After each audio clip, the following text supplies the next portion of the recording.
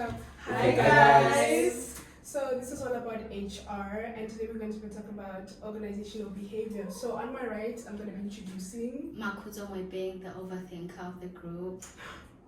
Masithembe Stephen, the relaxed girl of the group. Mathapelo Mogotsi, the nonchalant girl. Oarabile, the interrupter, basically. So we're going to be diving into our topic, what is organizational behavior? So let me start.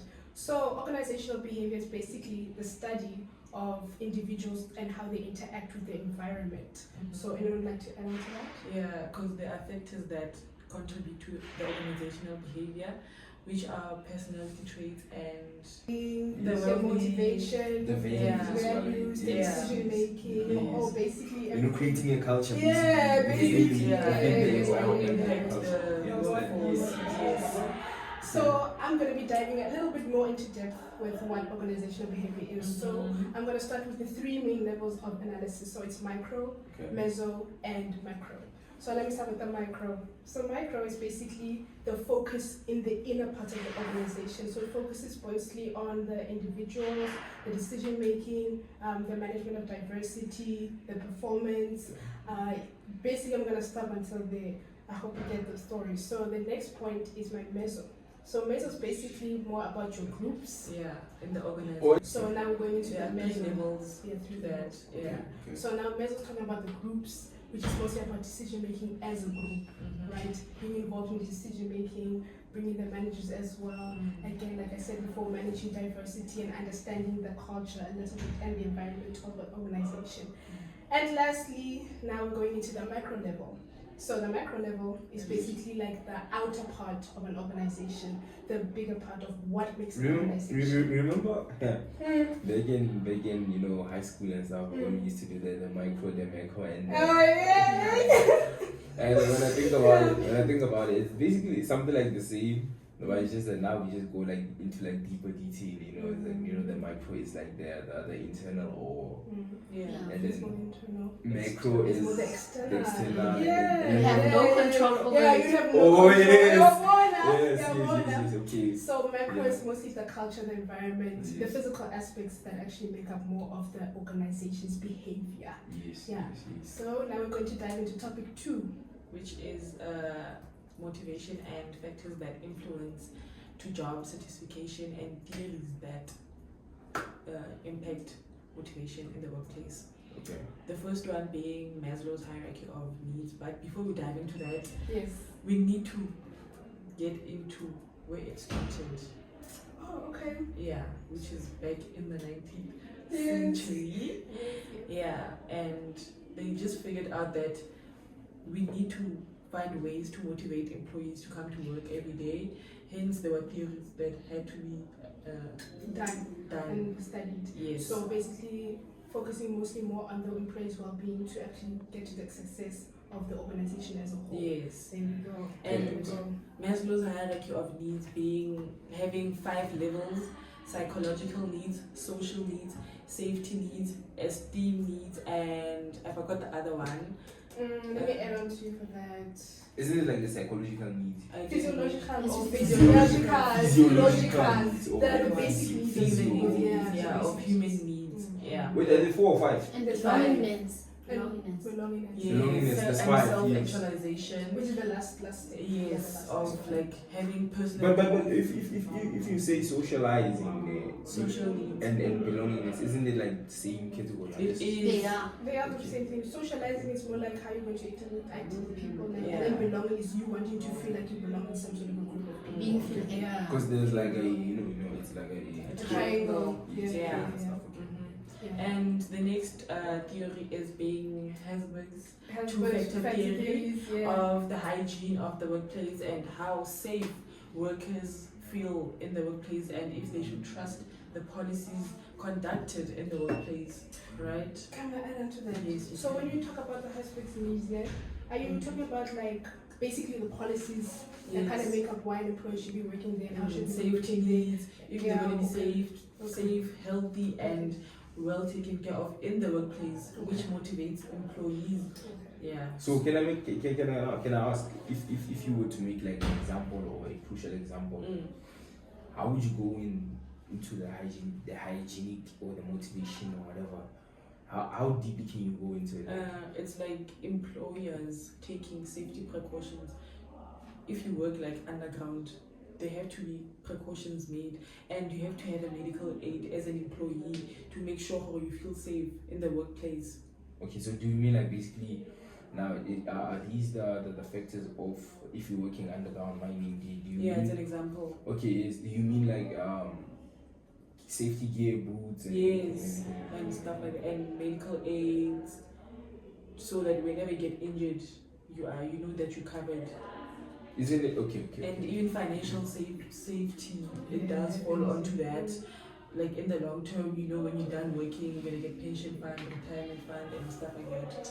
Can we just mention also as well, when you talk about this two-factor theory, you also talk about like the intrinsic motivation as well as the extrinsic motivation, because we are kind of onto that. Yes. So from my understanding of what you're saying, so safety, do you mean physical safety or do you mean safety in the workplace? Safety in the workplace. Yes. Workplace. Because from what I understand from intrinsic, it's more about like being acknowledged, feeling safe at work, Being respected by being others. respected, and then of course the extrinsic, which is money, protection, which is safety. Oh, okay, Yeah. now I got it. Or And they're intrinsic also- intrinsic and extrinsic, right? Yeah. And there are also like types of motivations, which is positive and negative.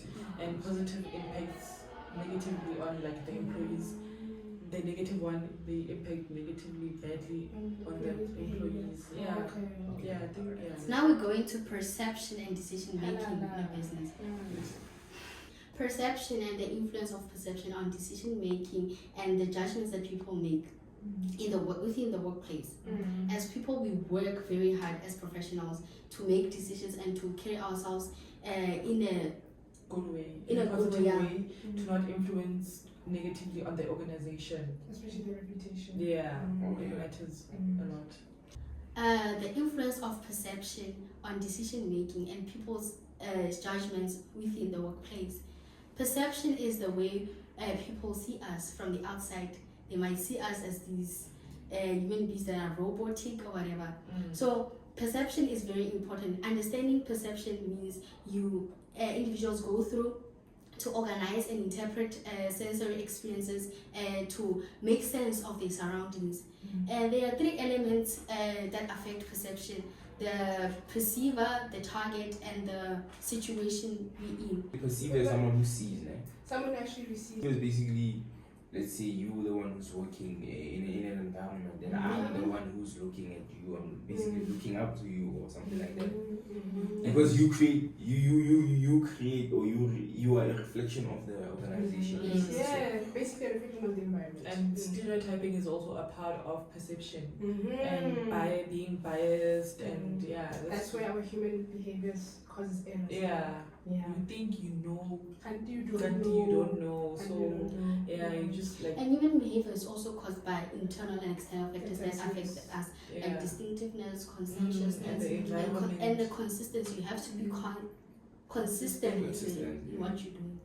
Yeah. And also the environment influences us, our attitudes, and guys. And unfortunately, a lot of us suffer from biases, our own unconfirmed biases, right?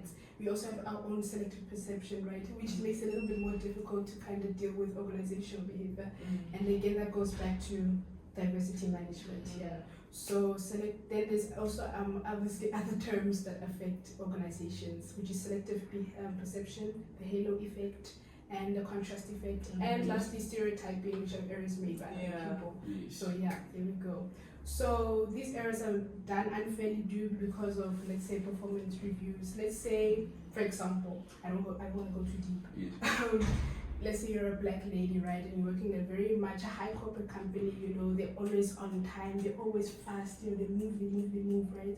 Now let's say you kind of fall behind on the deadline, right?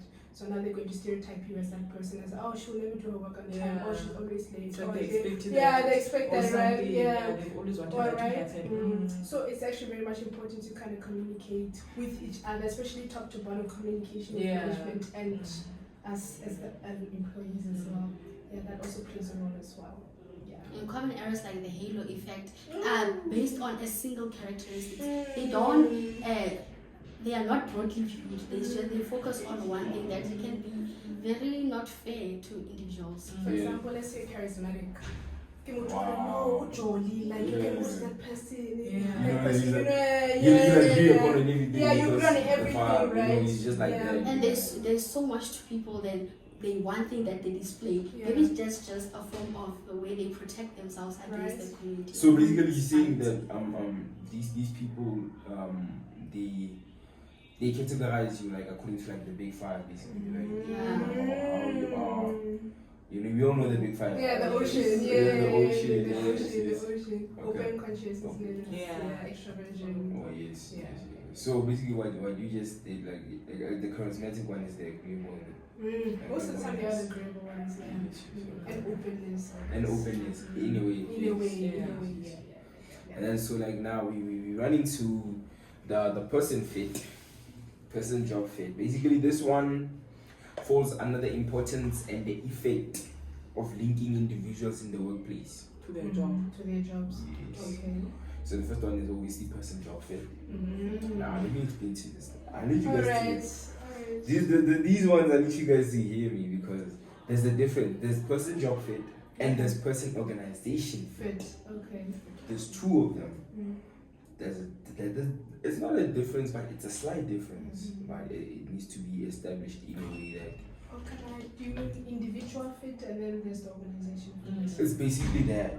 You understand? Basically, the other one is company based. The other one is you yourself in the company for the job. So basically, person job fit describes an individual's skills, experience, personality, values that align with the requirements, responsibilities, and the culture of an organization or a specific job. Okay. You understand?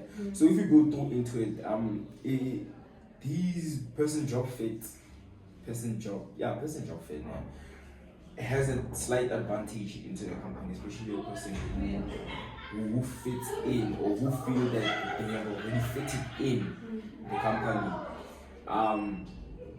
It enhances satisfaction, number one. True. Yes. The workplace. It also improves performance.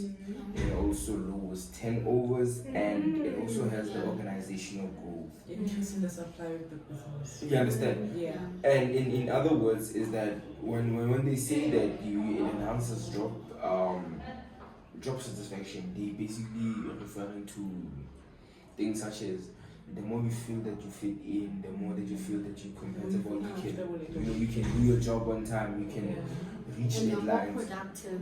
You can be quite productive. You can be quite productive, and what they mean with lower turnovers is that companies can save money, they can save costs, they can save money, they can save they can save more time by hiring other employees, for example. It so happens that companies, they do let go of employees due to the rate of jobs not being or goals not met. You understand? So if you have employees, as an employee, it's an advantage having employees who are comfortable in the job, in the sense of it lowers turnovers as well. And also they feel more fulfilled. Kind of more focused more into their jobs.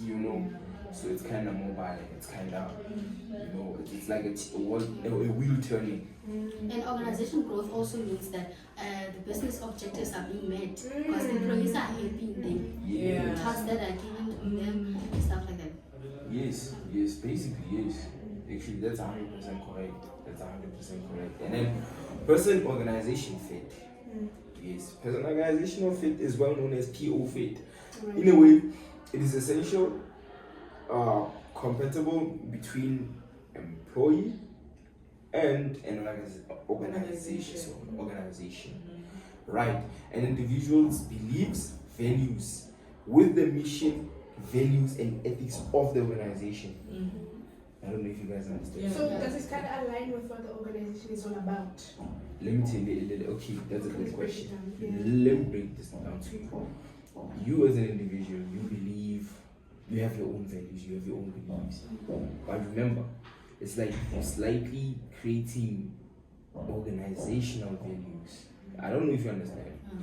You slightly going into the culture that's within the organization. you understand? It's like you are such a person, maybe outside you are so charismatic. Or now you have to adapt to the organization. To the organization, because that's how it already is. That's how it already is, and that's how the wheel has been turning. Right. So organizational behavior is basically an essential part of how groups and individuals and structures interact within a company.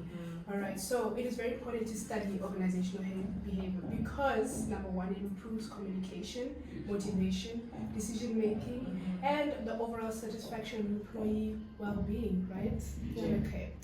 Last point now. So the last point is that the organization, which is also including the person job and the person fit organization, right, plays a major role in shaping the behavior and the performance of the organization. So ultimately, by applying these insights, it allows for the managers to help and create an environment that is supportive in the goals of your personal goals and the organization and achieving growth overall. So, thank you guys. Yeah. I think we had the